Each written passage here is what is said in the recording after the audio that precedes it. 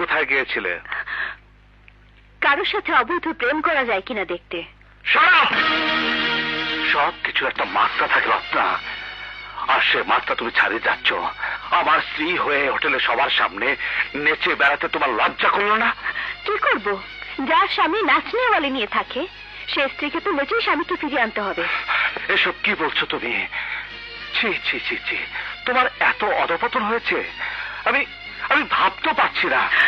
যে স্বামী অন্য নারীকে বাড়ি ভাড়া করে রক্ষিতা রাখতে পারে সেই স্বামীর মুখে স্ত্রীকে অধঃপতনের কথা বলা সাজে না। চুপ করো, বাজে কথা বলবে না। বাজে কথা নয়, যা সত্যি তাই বলছি। এতদিন আমি স্ত্রীর জেলখানায় বন্দিলাম, এখন আমি স্বাধীন, আর আমার স্বাধীনতাতে বাধা দেবার কোনো অধিকার তোমার নেই।